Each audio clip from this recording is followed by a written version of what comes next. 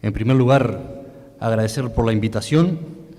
Creemos que este tipo de actividades son fundamentales para poder tener de primera mano un diagnóstico certero de la situación, en este caso de la enfermería, y lo mismo vale para cualquier otra área donde el trabajador y los recursos humanos juegan un papel fundamental.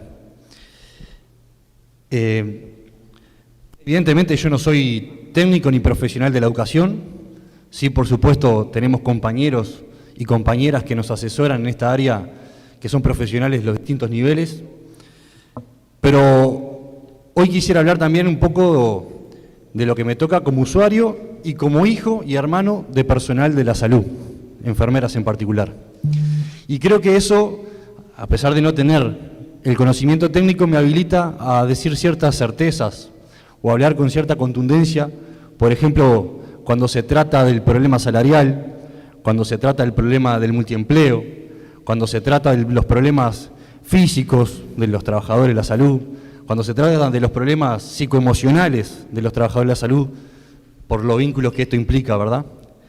O sea que esa área tampoco la tenemos que dejar de lado. Nosotros tenemos en Uruguay una cantidad inmensa de trabajadores, como se viene diciendo en el área de la educación, pero que es totalmente insuficiente. La relación médicos-enfermeros y enfermeros-población es un reflejo de la crisis que se está atravesando y nosotros no tenemos dudas en plantearlo en esos términos y de hecho coincidimos en que tiene que haber una política estatal, una política que empiece a revertir esto, tal como lo plantean ustedes. Pero no podemos pensar en la salud si no la pensamos como un derecho humano fundamental. Y acá es uno de los elementos que seguramente todos podamos coincidir, porque de hecho decir eso habilita a ser interpretado de múltiples maneras. Seguramente hay quienes digan, este derecho humano hoy está siendo atendido por el Estado en estos momentos. Sin embargo, para nosotros eso no es del todo así, porque un derecho humano fundamental, y en este caso la salud, pero ninguno de los derechos humanos puede estar atravesado por el lucro, por la mercantilización, por la privatización. Porque cuando interviene la privatización, cuando interviene el lucro, quiere decir que ahí ese derecho deja de ser derecho para convertirse en una mercancía y por lo tanto un área de ganancia o un producto sobre el cual obtener ganancias. Por lo tanto nosotros ya arrancamos de pique, con la misma franqueza que hoy se planteó acá, que para nosotros no puede haber un sistema de salud privatizado. Tiene que haber un sistema de salud único, estatal, público y gratuito. Dicho esto, es necesario hacer un diagnóstico y cotejarlo con la realidad. Esta afirmación, esta concepción que tenemos, choca de frente con la realidad. Porque los 2,5 millones de usuarios que tenemos hoy en el sistema integrado de salud, que por cierto promueve la privatización, promueve el lucro, y así lo establece en su propia Constitución, ¿no? La solidaridad del financiamiento general, esto es, usar la plata del pueblo para financiar todo, incluso los privados. Y en ese choque de intereses, este 2,5 millones de usuarios se ven afectados necesariamente. ¿Por qué? Porque tenemos más de 30 mutualistas operando en el sistema de salud, otro tanto de seguros de salud privados también. Y después tenemos a ACE. ACE que hoy atiende a más de 500 000 de usuarios, ¿verdad? Que están aportando a través del FONASA. Pero también ACE atiende a 900.000 personas que no están atendidas o que no aportan a ningún otro organismo o empresa. Es decir, que ACE atiende casi 1,5 millones de usuarios, siendo que el resto de las mutualistas están muy lejos de atender esa dimensión. Y la injusticia pasa por que las mutualistas privadas son las que más presupuesto reciben, mientras que ACE, siendo el mayor prestador de salud público y del país, es el que menos presupuesto recibe en relación a la población que atiende. Y esto se demuestra con los últimos números del 2023. Hubo que hacer una transferencia desde rentas generales de 820 millones de dólares, 823 para ser más específico. Esto es la mayor transferencia desde que se instaló el sistema integrado hasta la fecha. Desde el 2008 hasta la fecha es la mayor transferencia, pero siempre tuvo que haber transferencia. ¿Y esto qué implica? Que los recursos no lleguen a donde tienen que llegar, que es al sistema público. En esto de de cuando no llegan los recursos a los sistemas, ahí se empieza a afectar la realidad.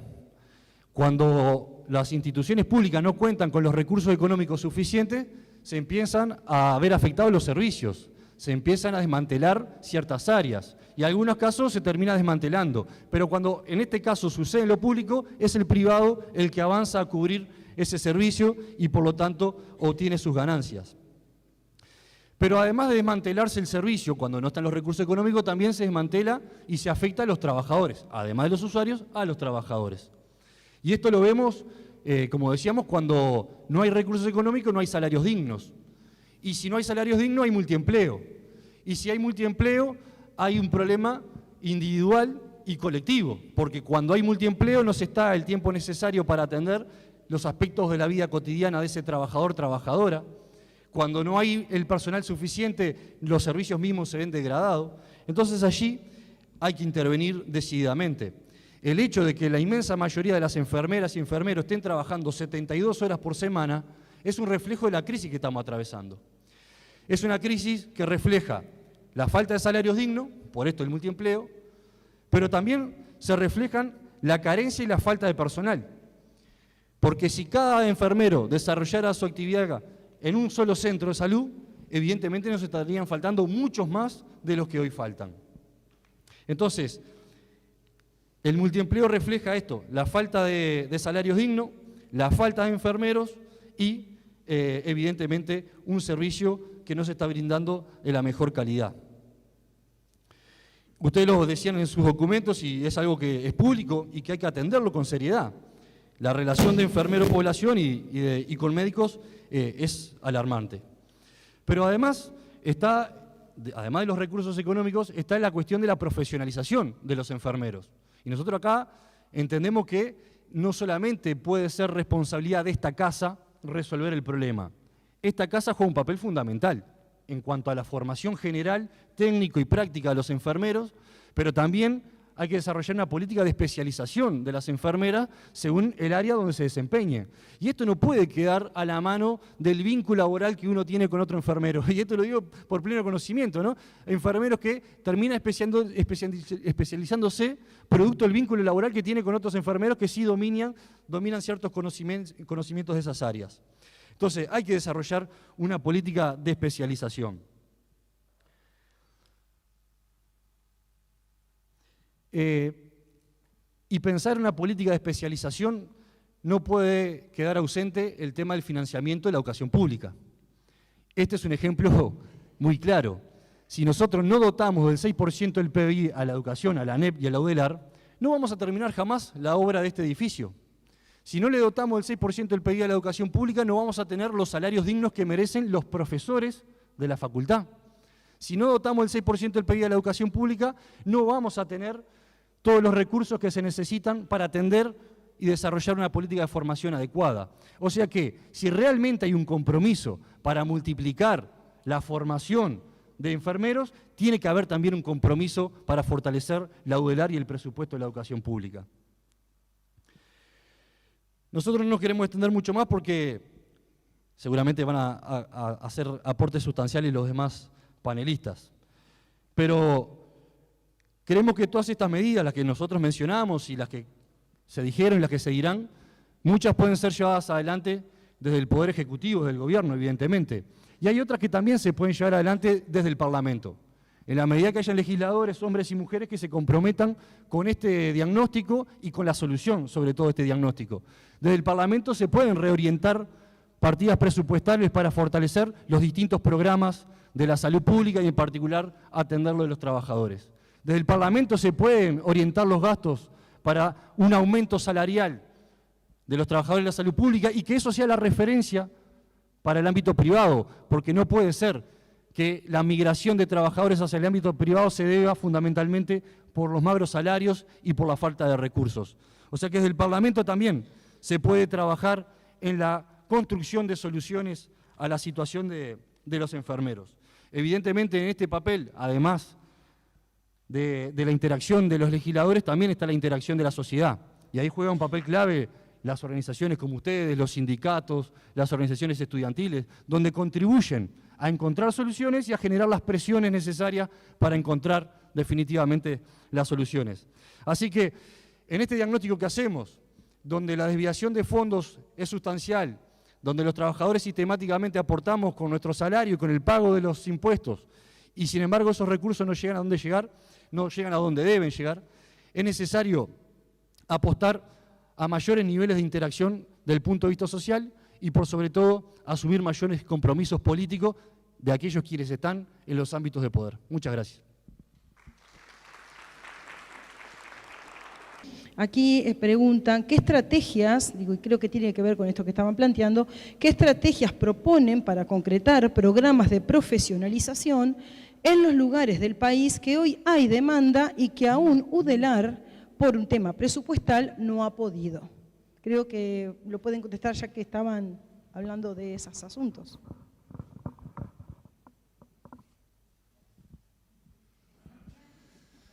Bueno, aprovecho a responder esta pregunta y hacer una reflexión final porque ya veo que hay muchas preguntas y no va a dar para responder todas, por lo menos todos.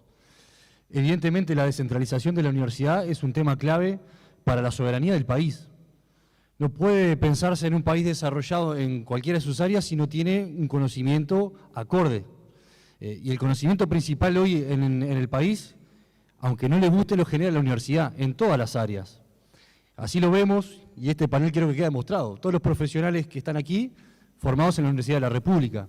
Cuando uno recorre los demás organismos del Estado, en su inmensa mayoría son del Estado formados en la Universidad de la República.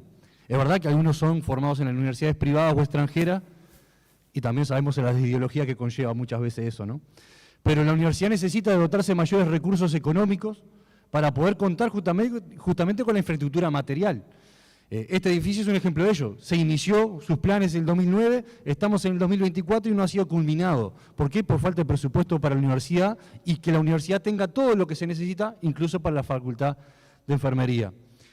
Tampoco, aunque tengamos los edificios, como le sucede muchas veces en la universidad, sobre todo en el interior, tenemos los edificios pero no tenemos el personal suficiente. ¿Por qué? Porque no tenemos el presupuesto para porteros, para sistema de higiene y mucho menos tenemos el presupuesto para salarios dignos profesionales.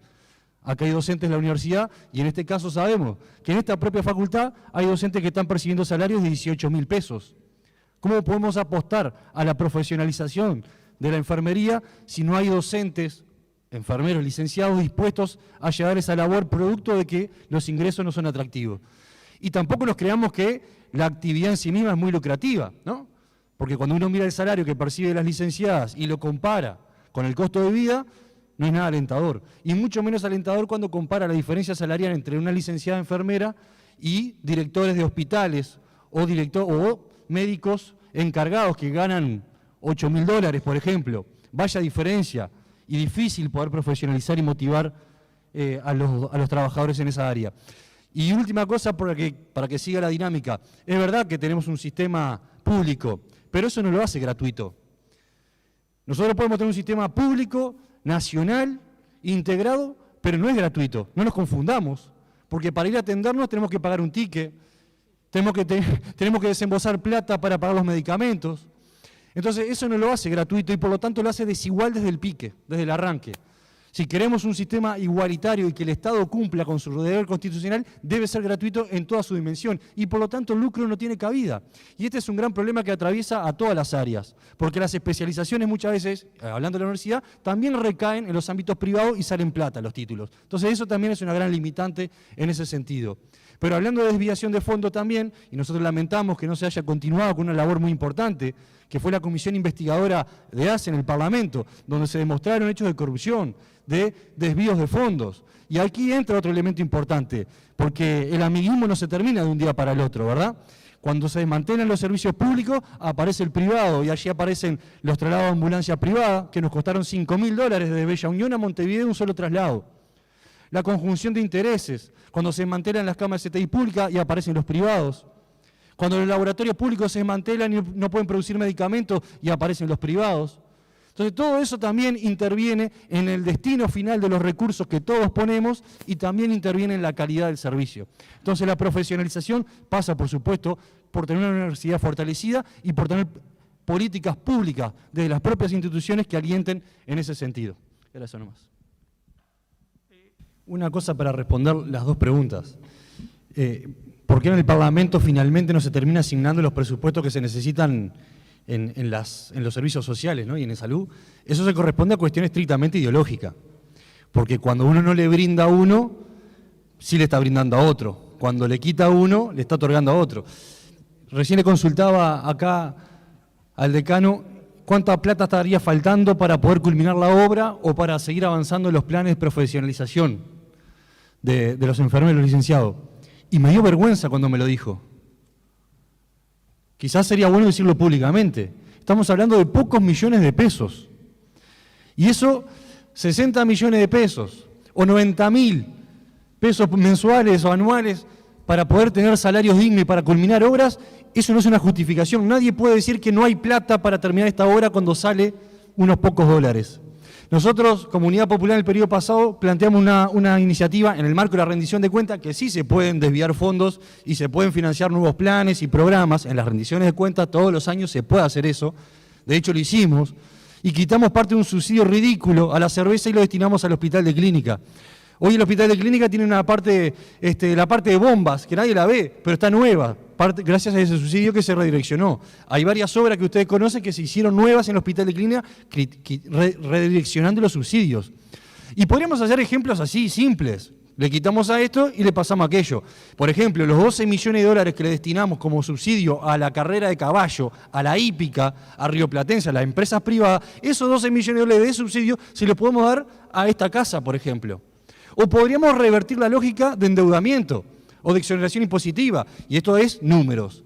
Porque mientras el Estado no le da el 6% del PBI a la educación pública, sí tiene una política de exoneración impositiva que nos cuesta, según la propia UDELAR, el 7% del PBI.